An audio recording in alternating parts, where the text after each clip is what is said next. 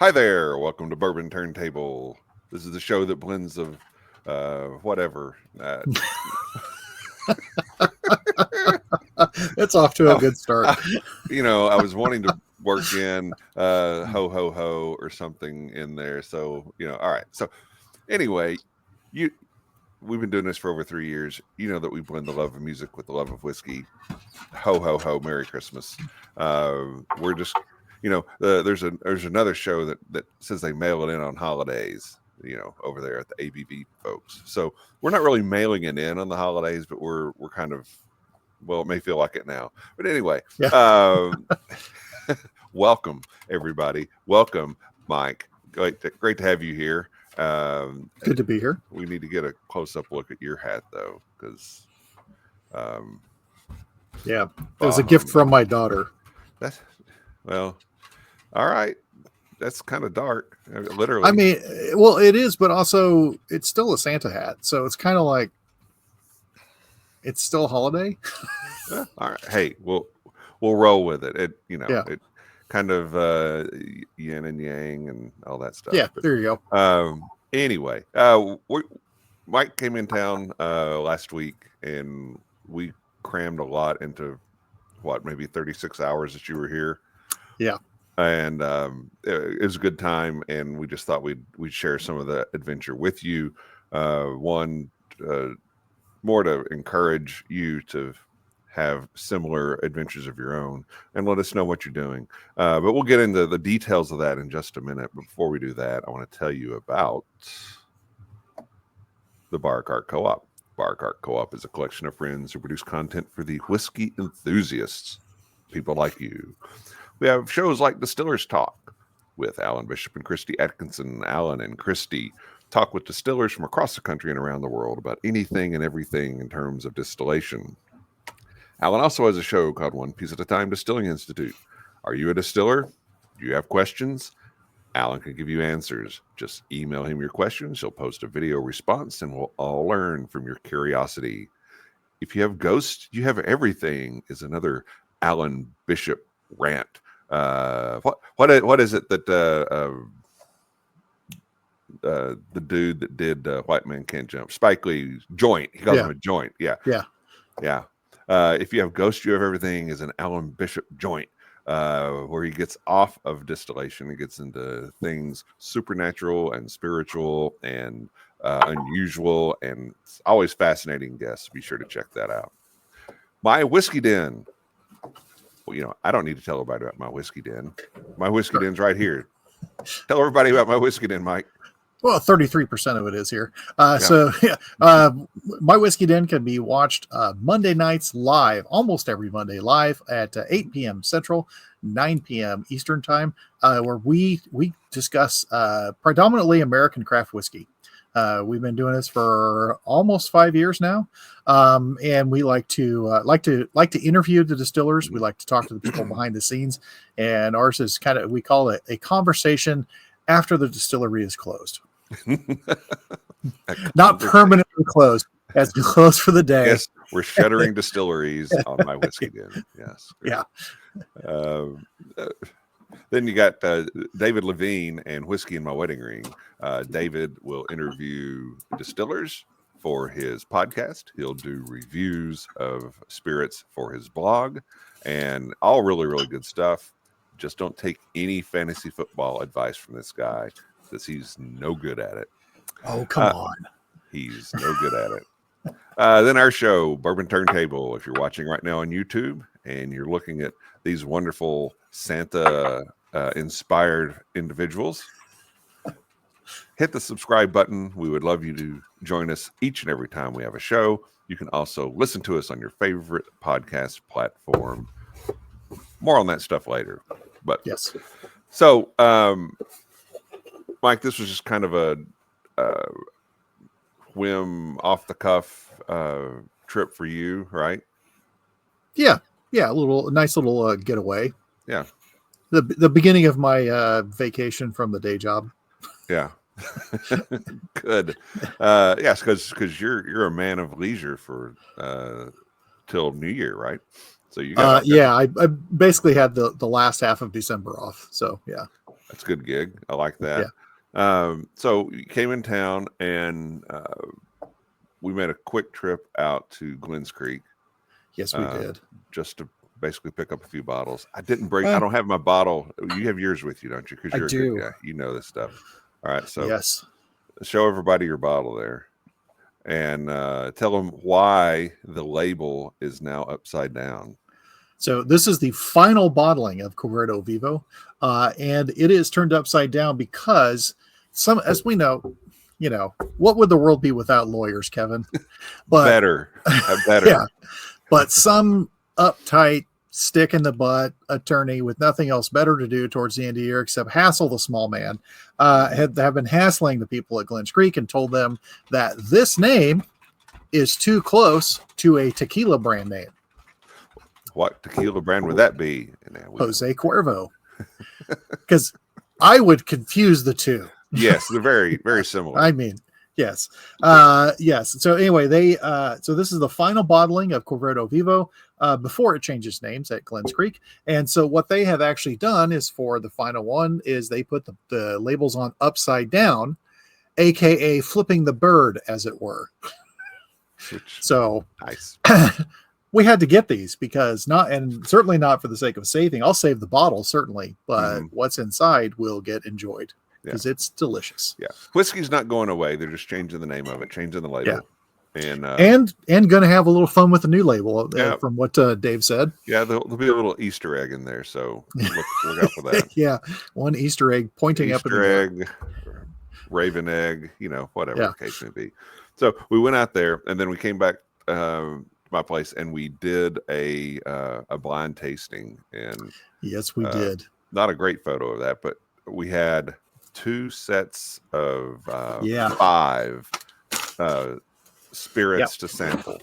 So yes, and I've got the whole list. I've got the so this blind was put together by a friend of show, a friend of my Whiskey Den, Jesse Page. And he set this thing up, and he said he wanted to do a full. He said, "Would you be up for a full blind?" I said, "Yes, I would." So yeah, it was. I have no problem saying what I thought they were and what they were, because as many people have said, blind is truth, and it is very much truth. Yes. I've done it myself more than once, and I've loved seeing other people's reactions when they taste something and they're like, "That was what?" Yeah, because it's something that they knew that they didn't like, but in a blind they loved it. Yes, I fell victim to that myself during this blind tasting, and I know there are a lot of people that have fallen victim to the same kind of thing.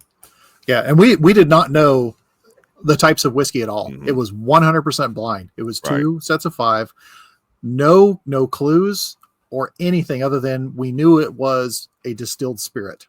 That was it.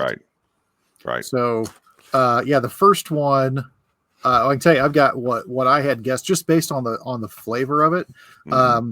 I had guessed a grain whiskey or a grain forward whiskey. I knew it was not American, or it did not seem to be American, and I had guessed that it was an Irish whiskey. Yes. Remember what you had guessed? I'd guessed that as well. It was actually Compass Box Hedonism blended grain Scotch. So yes, I had that. So we were off. Yep. and Jesse gave us the exact batches and everything else on there, but it was anyway. So the theme continued, because the second one I had thought that it was a Scotch and lightly peated, and my guess was a Highland Park. Yeah, I just guessed Scotch. I was not that specific. So it was a Craigellachie 13 Speyside single malt. So Scotch. Not off. So the third one in the first batch, I had guessed a finished Scotch, and I was guessing like my guess was a Deanston or an Edgedour, just because I've had more finished of those.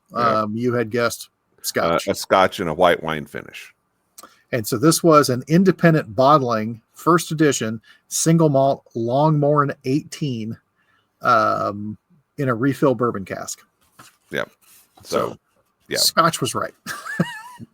That's at least like a C, Yeah. 50%, something. Oh like yeah, that. there was a C average. Yeah. The fourth one that we had, I had guessed lightly peated. I was leaning towards a Lagavulin. You had guessed A lightly peated Scotch. okay, and it was an Isle of Rassay lightly peated single malt. So Okay. had that one, close enough, but close enough. totally not the distillery. And then the fifth one in the first round, Yeah. I had this one just it threw me, but anyway, I had guessed that it was a sherry finished one of the Lafroigs, and I was guessing a Lafroig Carchus, one of those releases. Yeah, I thought it was a heavily peated Scotch, finished in some sort of wine cask, and sherry kind of would fit. Yeah. And this one was probably the most the most surprising in the first batch. Yes. But it was Chattanooga Experimental Series Triple Peat. Yeah. Which is funny because I would guess that Chattanooga, if this was using the used Scotch barrels, I would guess it did use Lafroig barrels. Could be. That would be a guess. So yeah, so it was. I mean, it wasn't horrible, but the first one we were like, all right, let's continue on to the next one. Yeah. Okay. It was the first clue that there's some stuff come out of left field on you. Yes. Right? Yeah. But again, you do blind, and once we started seeing the results come in, it was just like, this is why you should do blind. Yeah. Or why you should not. Yeah. Well, I got no problem sharing that I was wrong, because it also just solidifies the fact that blind is proof. Mm-hmm. So the second batch we had, the first one I had guessed a sherried bourbon. Yes, I agreed. And it ended up being the 2023 Remus Gatsby Reserve 15-year-old straight bourbon. Yeah. So yeah. The second one, I had guessed that it was an Oloroso finished bourbon, and I was leaning towards local to me, Kansas City Rieger, one of the monograms. Mm-hmm. But not knowing if they've done a full Oloroso finish on there, but I believe so. Or the other one I thought was maybe a Chattanooga. And what did you think it was? Yeah, the Chattanooga was the one I thought, because I've got that bottle that was finished in 100-year-old Oloroso cask, and it had that same nose on it, that funky, fruity thing going on, and it was SWAT. And so this is one I have not gotten to try, or had not previously tried.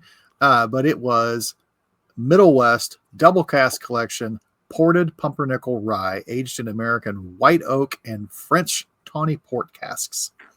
Yep. Middle West makes really good stuff, and I've been wanting to try that one. But that one, it was just like, thought we were closer. Yeah. I was not. That was a swing and a miss. Yeah. Okay, to the third one, I thought it was a finished whiskey.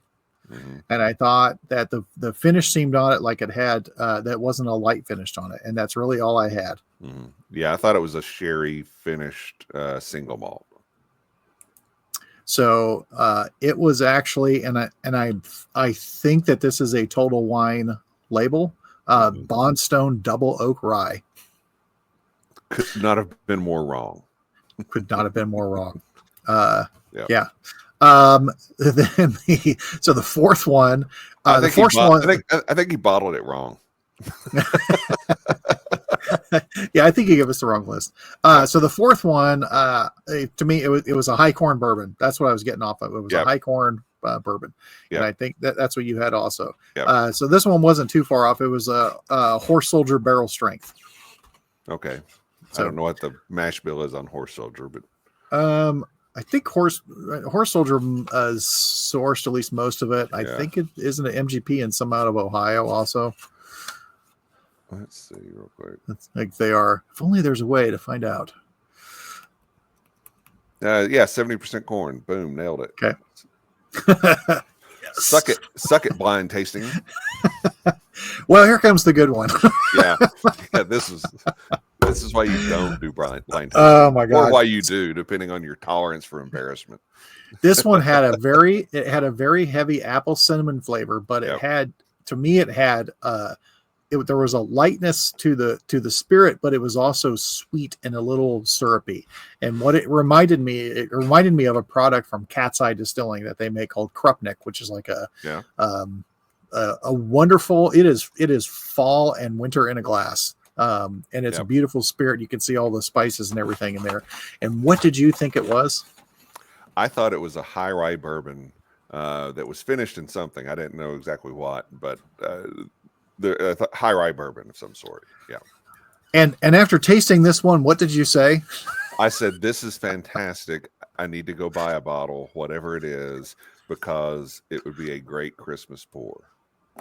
Okay. That's what I said. And so this one, it was no, it wasn't Fireball. This was, it was actually RD1 Amberana finished. Yes. Yeah. And Amberana is my least favorite finish. and I've seen two different bottles of this, by the way. I've seen the fancy bottle of it for a couple $100. I think you shared a picture of. Yep. And then I've seen a normal Amberana finish that was like around $60. Oh, okay. Yeah. Was this the fancy bottle one, or was this the normal one? I don't know. All it says is RD1 Amberana finish. Yeah. I would guess. I would guess that he would not have bought the $200 RD1 just because Jesse he's a wise man. But the clue is that it is 55% ABV. So I would also guess that I would think that the older one was not exactly 55%. So. Yeah, but it is what, as they say, it is what it is. And yes. It was very different from the others. It was all of the things that I said it was. It would be a really good Christmas day pour, and good job RD1 for making an Amberana finish that didn't suck. Yeah. And again, as you said, another reason that blinded, because we were both game for this, expecting, I wasn't cocky by any means, but I did not expect to be, I didn't expect to be rattled that much. Yeah. He had a very, pretty wide selection there. Yeah. But no Irish. Yeah. Yeah. I mean, it was a very good selection, and I appreciate him doing that and you sharing that with me as well. Okay, so that was the blind tasting. We did that the first night when you got in town. Then the next morning we got up, we went to our traditional when Mike's in town breakfast spot, Biscuit Belly. So if you come in to do the Bourbon Trail, you can hit up a Biscuit Belly. There's, I think, 4 locations or something in town. They're always very, very good. Yes, and, they are. One of the ladies that worked there asked if we were brothers. Yeah. And I guess if she didn't even see us in the hats, so we were wearing the exact same shirts, but yeah, we were in flannel. Were we in flannel both that day? Okay. Yeah, it's a Rose family reunion. Yes, 2006. So we went there, and so we basically got to Whiskey Row, which is basically Main Street in Louisville. Around 10 o'clock, when some of the tasting experiences downtown started to open, and our first stop was at Bardstown Bourbon Company. I think they've said that place has been open about a year. They have some unique special releases that they just have there, and we got to try a 4-grain single barrel, which is in the white label there, and then in the greenish looking label, I believe that was some sort of stave finish, right? Yes. Yeah. Both really good. Both very good. Yes. Yeah. The 4-grain single barrel maybe rated a little bit better, but both were very good. Yes. And so they used to have their kind of an art of blending class where you got to basically, they taught you how to blend your own whiskey and talked about their process. But they don't do that class anymore. So we signed up for the class that they had, which was pairing their spirits with breakfast cereal.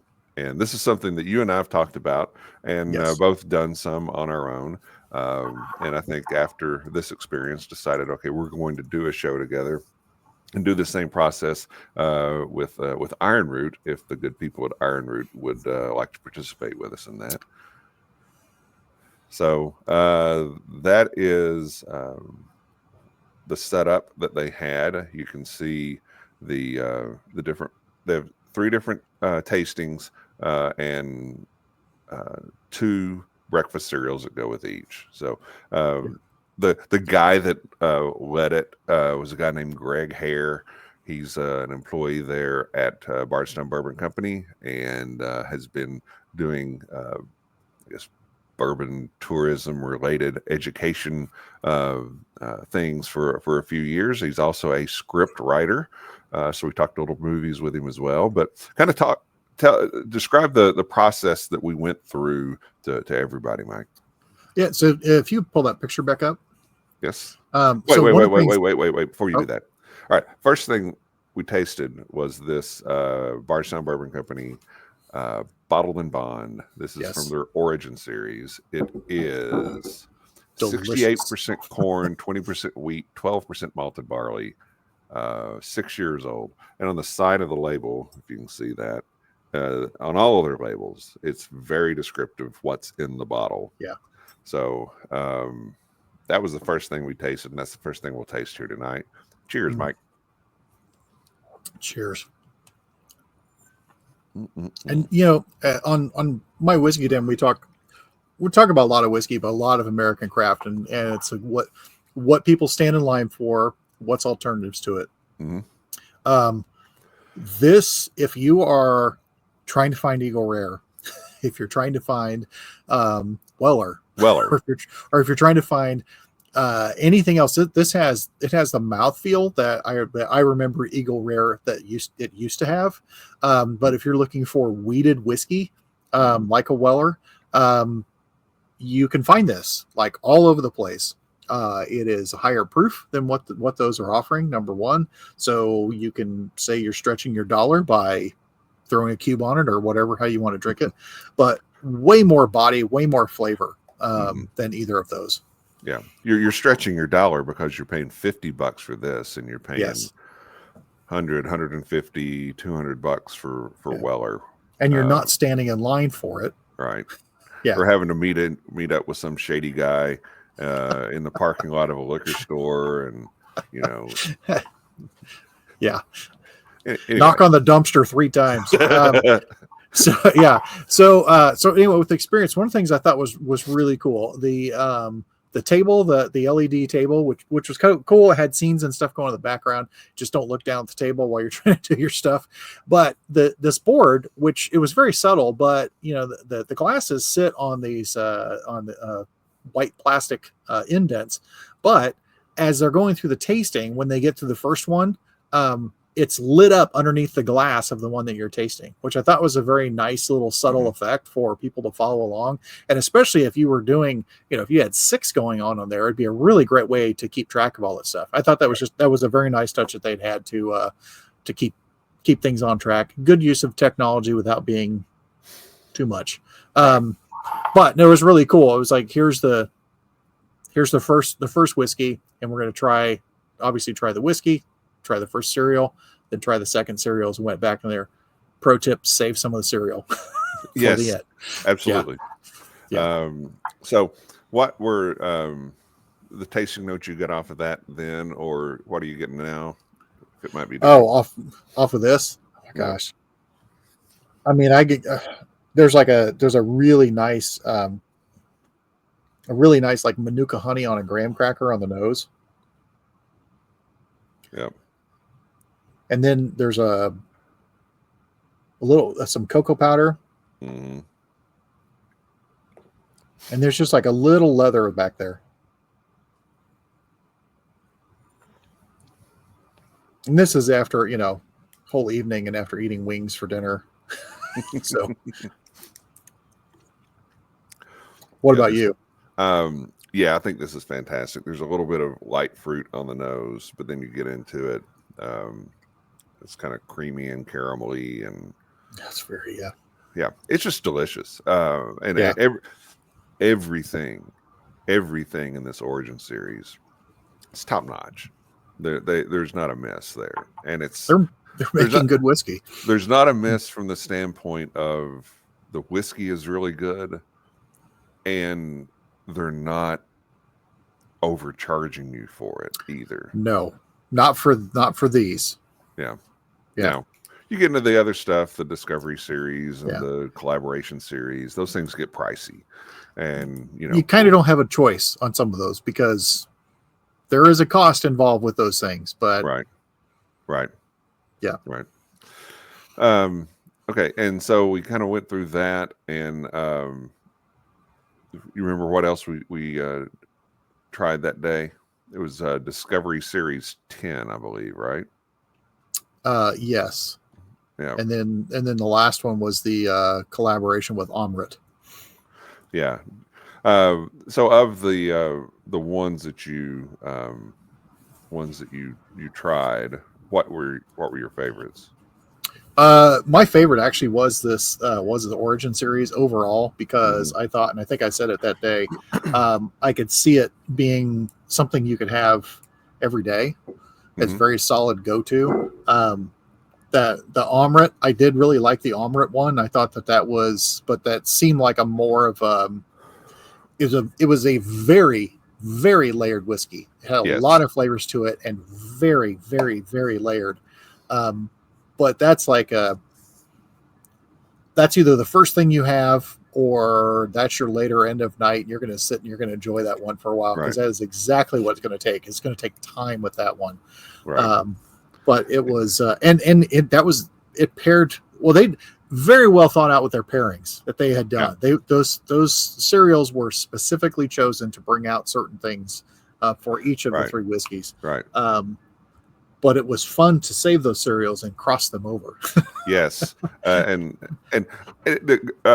Greg, who was leading it, was very interested in, he was kept asking questions. Well, what did you think about this? And what did you think about that? And how would you do this differently? And he was a lot of fun to talk to, and he seemed to enjoy us being there. He said that he actually said we should do this, what we're doing right now. He said, you guys, this is because we were kind of going back and forth as we always do, a couple of magpies, Mutt and Jeff, or those old guys at the Muppet Show.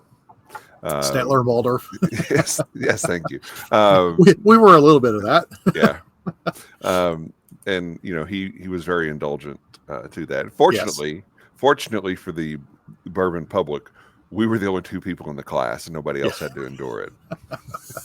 And there was no one waiting to do it after us. So yes, it was great because he said, look, hang on a second, let me see if there's anybody else scheduled for the next class, and there wasn't. This was a rainy Wednesday morning in mid-December, so apparently that wasn't a really demand time. So we were able to hang out, and we talked some movie stuff with him as well, and so it was very cool. So shout out to Greg. He did a great job. If you're coming down, highly recommend a visit to Bardstown Bourbon Company's tasting room and sitting in on this class with Greg because he does a great job with it. And it's very interesting. We're going to do this some way or another, and we talked about doing it with the Iron Root folks because I think Marcia would have a lot of fun with it, as would Shannon. But we're going to do this one way or the other on a show, and I'm going to do with my bourbon group. We're going to do one of these at some point in 2025 because it really is interesting because these are all cereals that you've had. May have been years and years ago, but you don't forget what Cocoa Puffs taste like. But it's taking the familiar flavors of these cereals and how does that impact tasting the whiskey. So it's a lot of fun, a whole lot of fun. So highly recommend it. Then we headed over to literally across the street, catty corner from Bardstown Bourbon Company is Michter's Fort Nelson. And I mean, what, 300 yards at the most? At the most. Yeah. So it's very easy to hit from one to the other. We hadn't moved very far. No. No. We were loaded up on biscuit belly and breakfast cereal at that point. If we were trying to get steps in, it wasn't working that day. No. So what were your impressions of Fort Nelson for Michter's? I had been there one previous time, but it was crazy busy. Had to wait and get called in that time. It was very packed when we went up there. We were early enough that there wasn't anyone else there when we went. And so the bar staff was. Yeah, the Bourbon Bros had already left. They were there lined up when 10 o'clock hit to see if they were there for toasted, bro. Yeah, you got any toasted? Yeah. You shook the back. This guy, he's standing guard outside. I asked, he did not have any Wellers. Anyway, it would be funny if that gun went off every time somebody asked for something stupid like that. But it was the bar staff was nice because they were just getting things going, and everything. But they were since we were there, we were the ones who were there. Very nice, very easy, very not chatty in a bad way, but they were just engaging. They were. I mean, again, we're the only people in the place, and you walk in there at Fort Nelson, and you go to the guy sitting by the elevator, and there's kind of the perception of, okay, this is very we may not let you in. There's the perception of exclusivity, and so who looks at your ID, which okay, fine, good, you got to do that. And then he's got it's like he's Secret Service or something. Two coming up. Okay, you can go in the elevator. Okay, and so well, wow, maybe there's a bunch of people here. No, we're the only ones in the place. Not a person. No chairs were disturbed. No.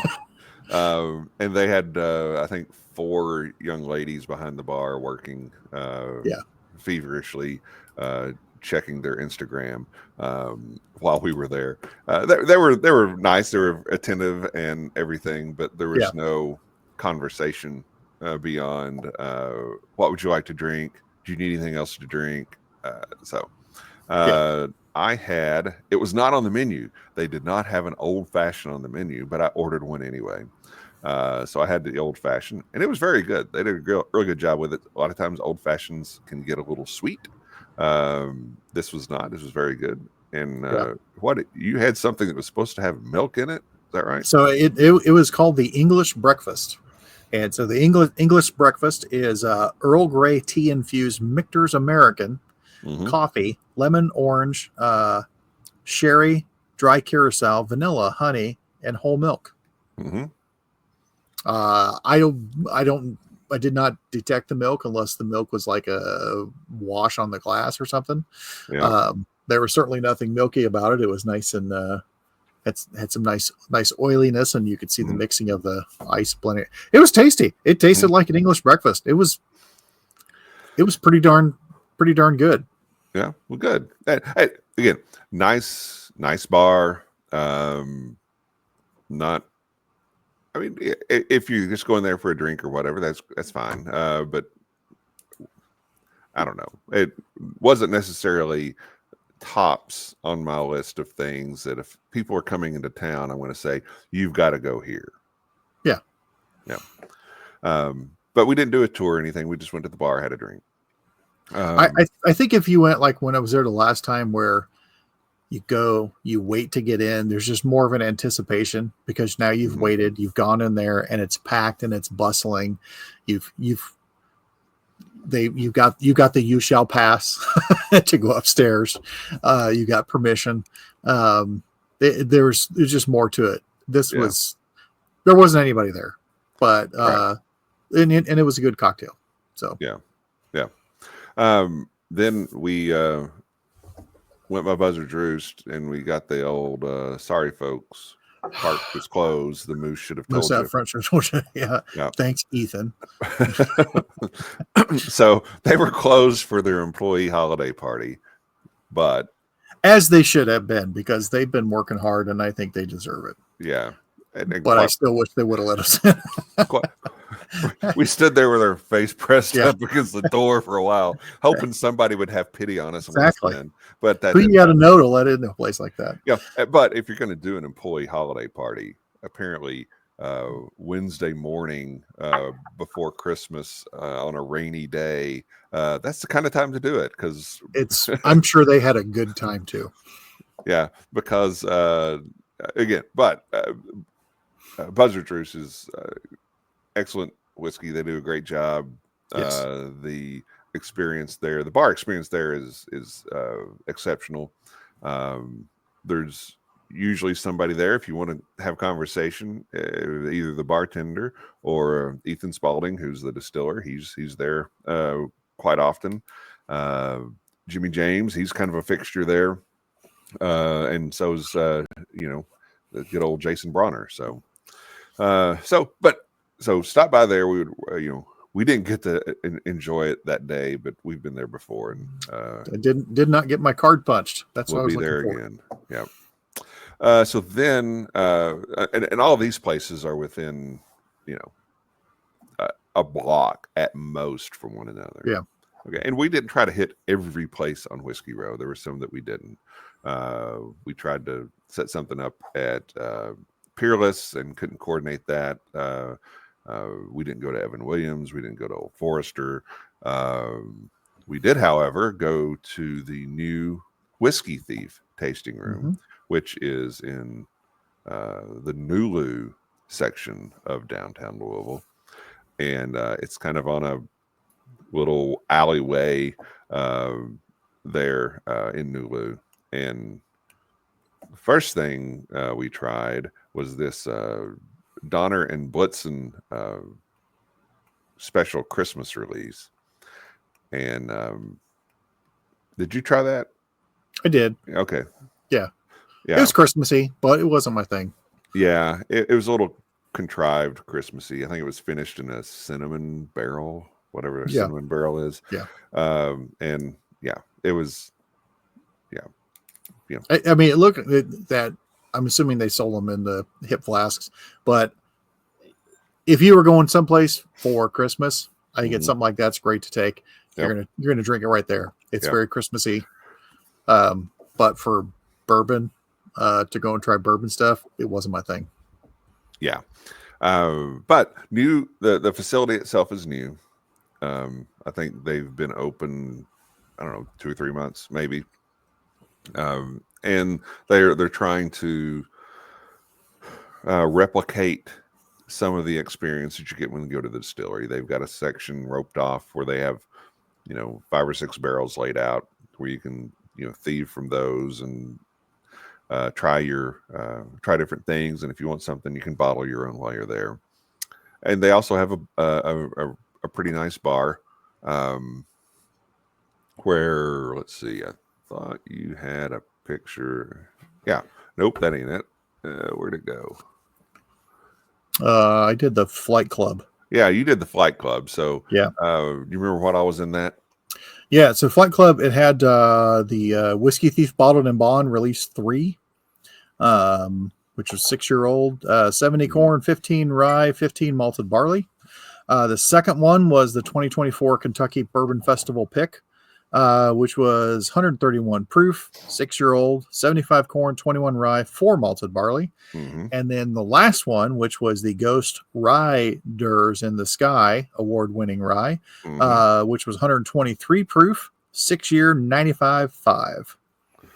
Yeah, so there's a nice variety there of some of their whiskeys. I'm trying to find, is that it? Yeah. What I had a pour of their high rye bourbon that they had on the shelf, 122 proof, 6-year-old, 62 corn, 30 rye, 8 barley. So that was what I had. And then we actually ended up buying, well, take that down so you can see this. Okay.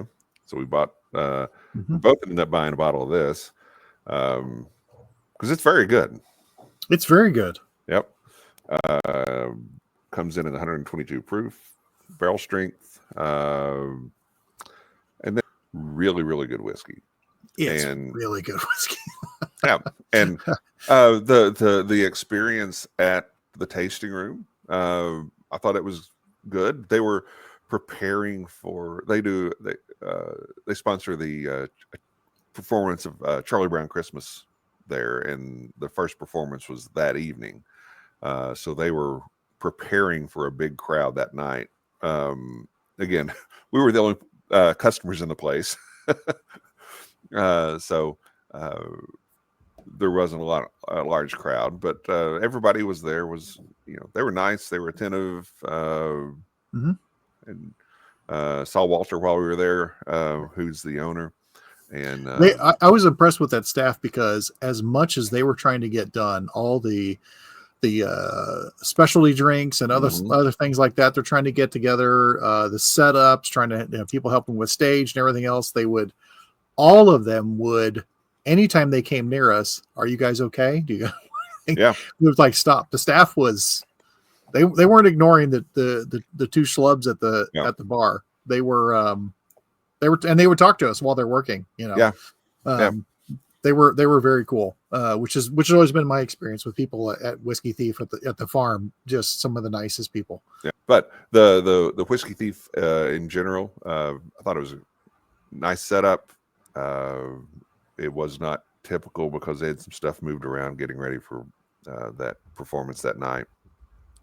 Staff was fantastic. They had all been there since the place opened, so which not a long time, but that shows that you're not having a lot of times you'll have turnover in that area. Yeah, but they seem to keep their staff pretty well. The folks at the distillery, even when you go down there a few times, you'll see the same folks. We actually saw Hannah. She was bringing some stuff in at the tasting room while we were leaving. So, and she works down at the distillery. So, Whiskey Thief, good stuff. Any other thoughts or comments on the whiskey or the tasting room experience? No, I mean, I'd like to go back there when they're not setting up for a large event like that, just to see how much the atmosphere is similar or not similar to out at the farm. Yeah. The farm can get a little chaotic sometimes, especially with the buses coming in and people, because it's not like they don't herd you from area to area at the farm. So people will walk around and back and forth and whatever. And it can be just busy, very, very busy. Yeah. Yeah. So it again, and then it was usually at the farm was very crowded, and this was not. This was not at all. So we left there and walked back up on Main Street. We're gonna stop in the Last Refuge, which is the Heaven's Door restaurant and tasting room, but it was not open yet. And I found out later they were premiering the Bob Dylan movie that night. That explains some of the people that were around there out front. Right, they could have told us that. The camera people and red carpet and ropes and stuff set up, and so I saw that on the news the next day. I thought, oh well, that makes sense then. Yeah. Why weren't we all those bad things you said about Bob? Oh yeah, that ain't happening. Then we grabbed a late lunch at Royal's Hot Chicken, which was just down the block or so. That was good stuff. That was pretty good. And then we okay. One thing when we were at Bardstown Bourbon Company, and when we were at Whiskey Thief, there was this group of carolers that apparently were hitting all of the whiskey spots in town. And so we're in our class and we hear the carolers out in the lobby singing when we're at Bardstown. And then we're at Whiskey Thief, and those people come in and said, "Hey, yeah," because I don't know, somehow they knew we'd been at Bardstown as well. So then they said, "Hey, we're going to go to Kentucky Artisan next," and I'm like, "I don't think you're going to find anybody there." So you told them to do what? Oh, told them to ask for Benji. Yeah. And then ask him where his mohawk was. Yeah, he has a mohawk from about what, 3 years ago now, 2 years ago. Oh yeah, he's long overdue for a mohawk. Mm-hmm. But so we texted Ben just to see if he was there, and little did we know, they were doing kind of a soft opening trial run of the Kentucky Artisan Distillery tasting room. Basically, it was opened up to family members of employees, and we crashed that party. And there we are. Ben is the the two dads and their little boy. Yes. I don't think the lady at Biscuit Belly would ask if we're triplets, but anyway, it was great to see Ben. Yes. So tell everybody about that setup and what that experience was like. It was I was not expecting that at all. He had said what it was in a text, but essentially, experience that you would go there and you would try things straight out of a barrel and be able to bottle things right out of a barrel. But the atmosphere was like a wide open barn, essentially a nicely done barn, or barn type structure inside. Leather seating, leather couches, leather chairs in the center section. Small set of ricks with barrels on it, and then there were 5 barrels set out to taste out of. It was very, very busy, as it should have been. People all seemed very happy. And it was cool because they weren't 5 bourbons, a couple bourbons and a rye. They were all 500% different ones. And there there was a wheated bourbon, a 4-grain bourbon, a high rye bourbon, a rye, and a single malt. Yeah. Yeah. And I think Ben, the wheated bourbon, I think, is something that Ben had actually distilled there. Yes. So that was really cool. And I think he's got a hand in helping select what goes in there and what doesn't. And they'll have products under a new Kentucky Artisan label that each of these 5 things will be a part of. I mean, what you're tasting there is, straight from the barrel proof. I think the proof on what they actually bottle may be somewhat different, but they all had out of the barrel. They were at least what were there, because I would assume that they were already proofed down on there, because I didn't think anything tasted over what the proof was on the sheet we had, because the wheated was 110, the 4-grain was 106, high rye 105, rye 104, single malt 108, and I didn't think any of that seemed over it, so I would assume that it was already proofed down. But it was all very good. I thought everything was fantastic. And the room, I mean, it was crowded. There's a lot of people in there, but I thought the room was great too. I think that will be a really nice East End Louisville experience like that. So if you're traveling from Frankfurt or Lexington and you're coming into Louisville or vice versa, this would be a really good place to stop along your way. I think you'll enjoy it. Yeah. So congratulations to Jade and to Ben and the team out there at Kentucky Artisan. They're doing a really good job. Yeah. And, opening after the first of the year. Yeah. Sometime in January. So, we'll be sure to let you know about that. Then we went to our favorite stop for dinner. We went to Bourbons Bistro. It's so good. Yeah. Had a really warm, friendly conversation with Mike Beach. He was there while we were there. Mike was there, so I know he's a big fan of Bourbons Bistro. So, friend of show, Mike Beach. Friend of show, Mike Beach. Yeah. I've met Mike Beach probably a dozen times in the last 5 years, and I don't know that he would.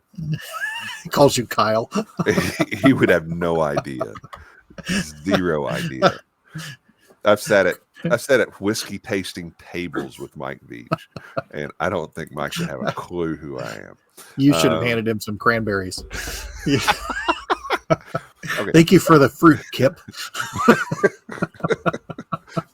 Get away from me, weirdo.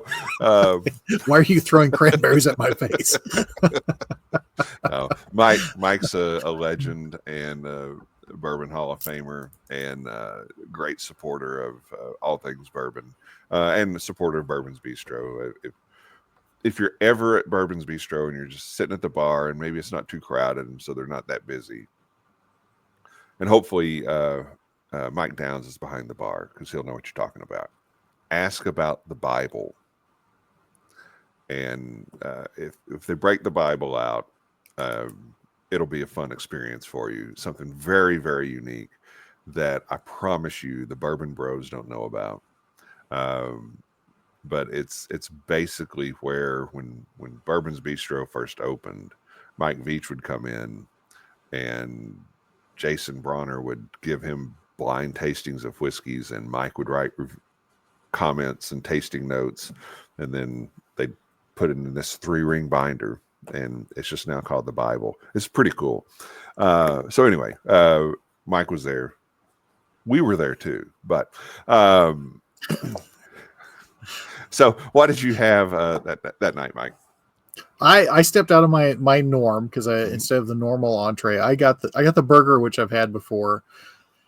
It's so good. But yep. I also I splurged because I felt like I needed it. I splurged to add the egg on top and the bacon, and can't go wrong. Makes it a little harder to eat, especially with this, unless you want to wear it.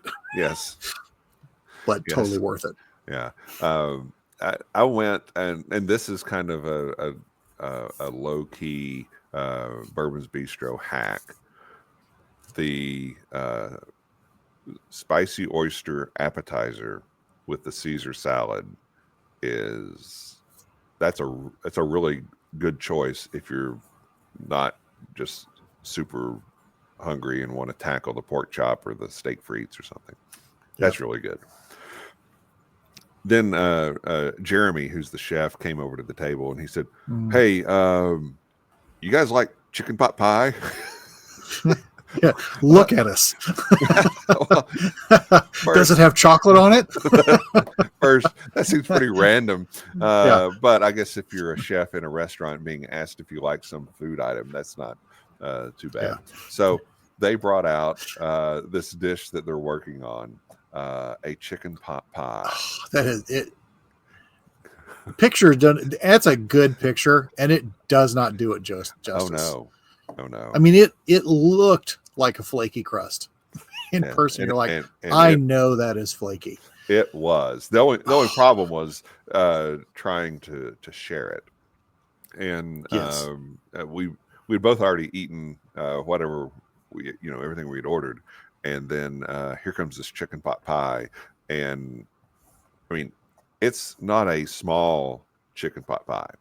I mean, you can see the dinner plate beneath it. It almost fills up the dinner plate. It's about 8 inches across. So it was not huge, but yeah.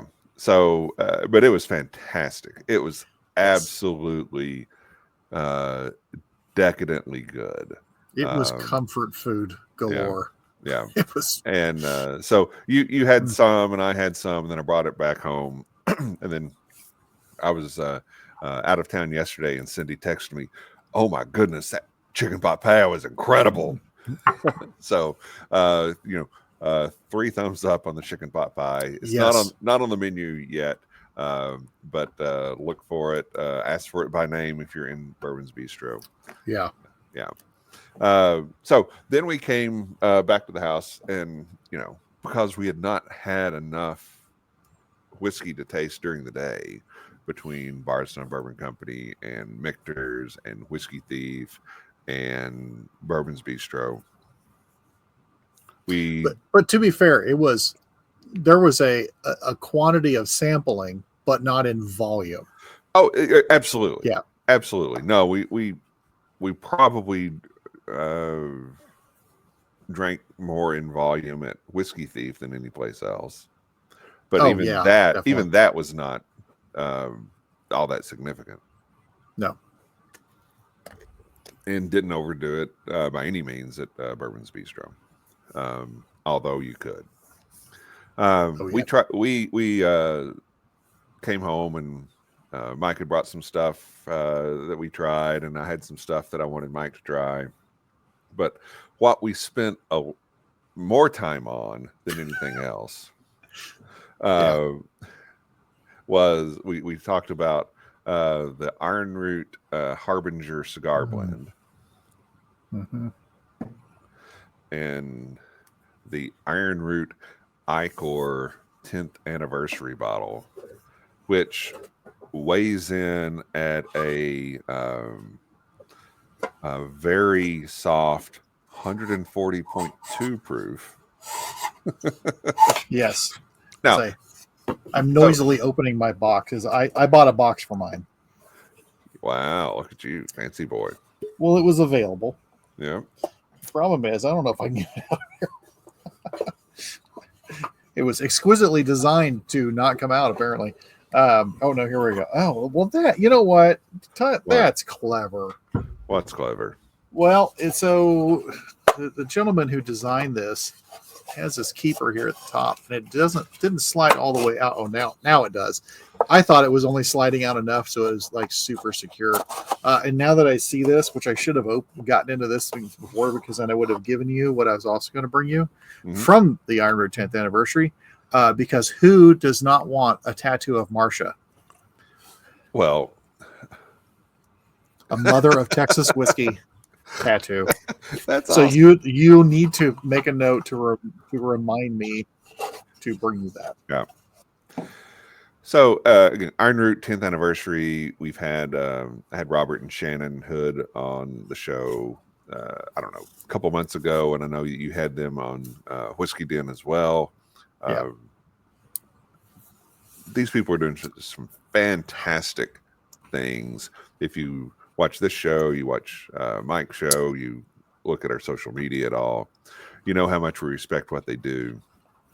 But this 10th anniversary is it's the same. It's basically the same as this Iron Root Harbinger, right? With it what is exceptions? A few exceptions, but it is it's older, and it has stuff. I think it has a little bit more from those first. Well, they're not the first 2 barrels. I think they're technically first and third barrels. The 2 named after Jonathan's children. But it is, it's just a little. It's older, so and higher proof. Right. And so we spent a considerable amount of time, a ridiculous amount of time, saying what. Well, it started out okay. Well, what music would this remind you of? Okay, and it's got to be and we said, well, it's got to be something that's unique, maybe a little punk, and that's where I mentioned Illiterate Light. I think that kind of fits this. But then we said, okay, what band is this, the Icor, versus the cigar blend that came out earlier in the year? And so we spent a lot of time talking about those things, and Mike, I've been stalling as long as I can so you can get. I'm trying to. It's you talk about a very well sealed foil job because there was not a pull tab to be found. I have had this before, but I had not opened my bottle yet. But no, I'm trying to keep it, trying to not hurt myself and have a nice clean opening on my bottle. So yeah, got a fresh glass. All right, so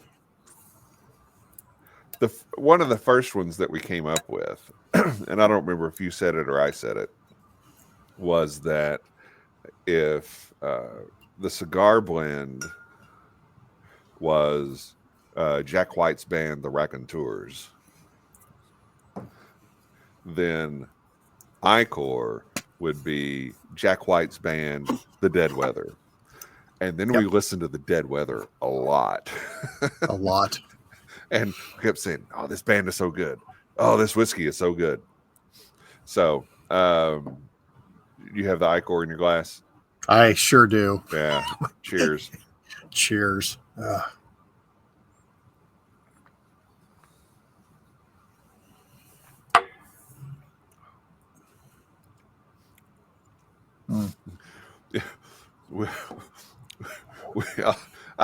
When this first came out, I said, okay, this is Halle Berry. It's dark and sweet.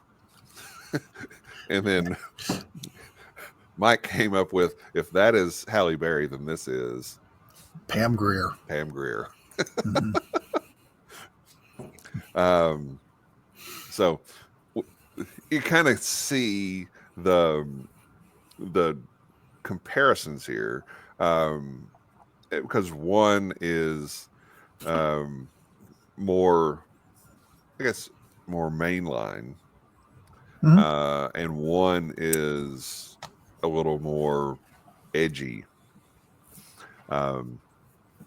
Do you remember any of the other comparisons that you came up with? Well, there were a lot. Some of them didn't make any sense, but I remember there were some that was stuck on because it's like, okay, this is this, but then I couldn't find another one that went to it like this. I remember one for, this was Hall of Fame Prince, My Guitar Gently Weeps. Yes. But then it was like, well, but what's the cigar blend then? If that's that, it's George Harrison's My Gently Weeps. Well, and that's not a bad one, but I was also with Prince one. I was like, okay, then it's also, would it be Prince singing Purple Rain in the Rain for the Super Bowl halftime show?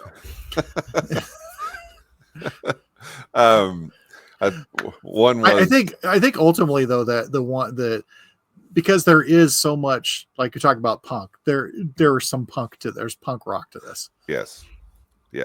One was if this is U2's album The Joshua Tree, this is U2's album Achtung Baby. Okay. If you're familiar with U2, you understand the correlation, you understand the difference, and that will give you an understanding of the difference between the two whiskeys. So it's kind of like taking your music experience, your music vocabulary, and translating it into not necessarily whiskey tasting notes, but the feel of the whiskeys. So. Yeah. And if you're one of the younger people, because I know you have a large audience in the early 20s that listen and watch, but if you're one of the younger people who don't like U2, well, number one, you're wrong, and number two, don't base that off of one album that you were forced to have. Yes, that was forced upon you on your that was given to you for free, by the way. Yeah, whereas we're all like, free album. Hey, cool. It's a free U2 album. I didn't have to pay for this, and this was before Spotify, so yeah. Anyway, so at any rate, it was a fun exercise, and I don't know that it's something that you would necessarily do with everything, but I think if you've got, I guess you could do it with anything, but I think it really worked. The exercise really worked with this because it was the same distillery. same mash bills, but just very different expressions of the product. Yes. And of very, very good products. So 2 very good products. yeah. So that was the trip. We've taken about an hour to summarize what all that was. Point being, not to bore you with our a slideshow from our trip to the Grand Canyon. Where we on the way we stopped to see the world's largest ball of twine. But the point being, if you're coming into town, there's a lot of cool stuff to do. Find some good people to do it with, and it's not all about. It's also not all about hitting the big places. No. It's also about one, who you share it with, because we had a great time, and I think that the fact that the lady at Biscuit Belly thought we were brothers, and Greg at Bardstown Bourbon Company was like, you guys should, this is a show. I'd listen to this.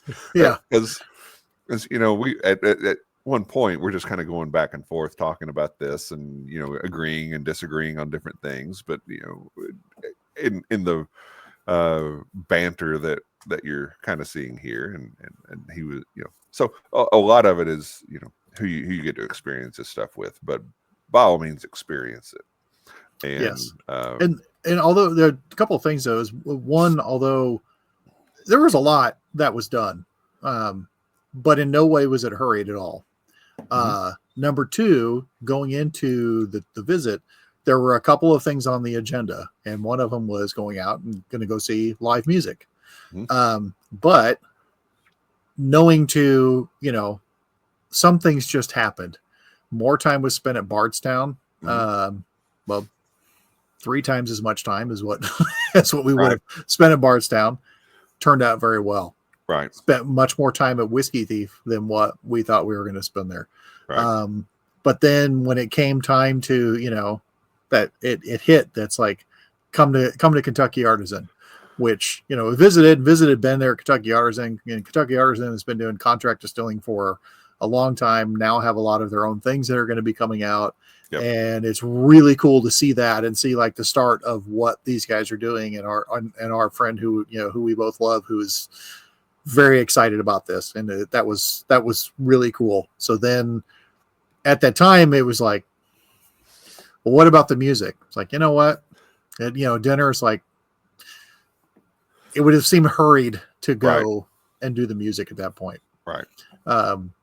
Which was fine. It's like, sometimes you just roll with it, even though there was a lot of stuff on there, but also, a lot of places, you knew this one's here, let's go here, let's do this, whatever, that helps. But little planning is good, but man, just allow for some stuff to happen. Yeah. I have a tendency to overplan, and what I've figured out is have the plan, because if you don't, you're just going to spend a lot of time looking around at each other. Well, what are we going to do now? What do you want to do? Oh, I don't want to do that. Go ahead and plan. Yeah. But be really ready to change that plan, because neat things plan to change. Neat things will come up. And it happened. It certainly happened to Bardstown Bourbon Company. It happened because Buzzard just wasn't open. It happened because we had not planned to go see Ben at Kentucky Artisan, but we did, and that was great, and it was wonderful to see him, and really proud of him and all his success. But so then at that point, everything just kind of got pushed a little later, and but that's okay. That's part of it. I think the first time you and Pat and Ben came to town, it was kind of that way. There were some things that we had planned to do that didn't get done because really cool stuff happened in between. Yes. Yeah. Like drinking vintage Old Crow with the folks at Glens Creek. Yeah. Yeah. Outside of the boundaries of Glens Creek, because you Yes. can't bring liquor to a distillery. Of course not. Yes. And they were very observant of the property line. Yes. Absolutely. Everything was 100% on the up and up because they're Always. good. They're good people. They're smart people. Yes. And yeah, you need, again, not necessarily your typical place. I'll talk with people all the time. Yeah, we went to Woodford and then we went to Castle and Key. And I said, you stopped too soon. Mm-hmm. You just need to keep on driving just a little bit further down that road and you'll see Glens Creek and you'll think, this looks like it's been condemned. Am I going to have all my organs? But it's not. It's fantastic. And you go to a place like that. We just walked in there to pick up bottles, and David came out, who's owner and distiller, and he spent some time talking with us. So you go to a place like that, you're gonna meet the people that are actually doing the thing. Yep. I'm guessing if you went to Woodford, you didn't meet anybody except the junior in college that has been on the job for 6 months and is telling you the tour script. Not to knock Woodford. We make bourbon. Bourbon is 51% corn. It's right here on this sheet. Bourbon comes from the U.S. of America. And the Iraq and no wait. Such as all right. Mike, I've kept you for a good bit of time here. Again, not trying to tell everybody, hey, this is Mike and Kevin's big adventure on Whiskey Row, but it was. But it was a lot of fun, and come hang out if you're coming into town. Let me know. Maybe we can meet up somewhere, and or maybe you don't want to meet up anywhere because sometimes that creates problems. Sometimes I can be a pot stirrer. I'm a nice guy, but I could be a pot stirrer. Okay, I thought of another comparison. Maybe. Okay, good. Please. Cigar blend. Maybe this would be okay. Cigar blend is Nancy Fraley blending. Okay. Icor is Nancy Fraley blending and playing the bass guitar. I think Nancy would like that. That's funny. Nancy sonically enhancing all of her spirits. Yes, that worked well at O.C. Tyler. We also saw where Green River's going to open a tasting room. Yeah, it looks cool. Yeah. It's probably a few months away based upon the level of construction progress, but another Bardstown Bourbon Company sister distillery, and they make really good stuff too, so that'll be fun. Yeah, they do. Yeah. All right, Mike, tell everybody where they can find you on social media. Social media, best place right now anyway is looking at all things My Whiskey Den, the original My Whiskey Den. The original. No imitations or substitutes. Except no imitations. My Whiskey Den, which is on YouTube, Facebook, and Instagram. I was thinking of Santa Claus. So Instagram. Yeah, but look us out. You'll see Pat, myself, and Mitch and or Morgan. Who'll be doing the shows on Monday nights around 8 p.m. Central Time. Yep.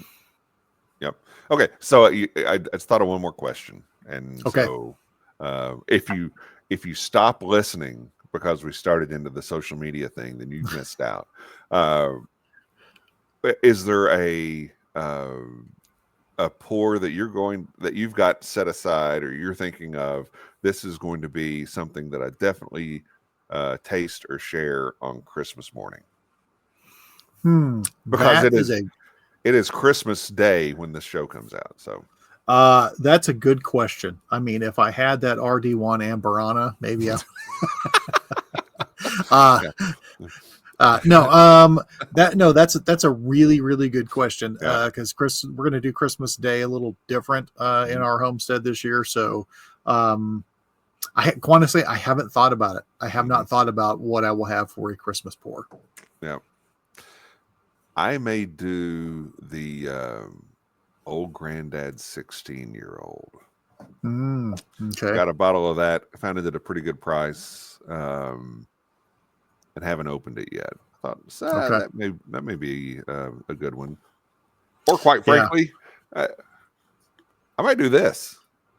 I mean, my only thing that I would think of, like usually like if I have something on a holiday, I try to have something that reminds me of something.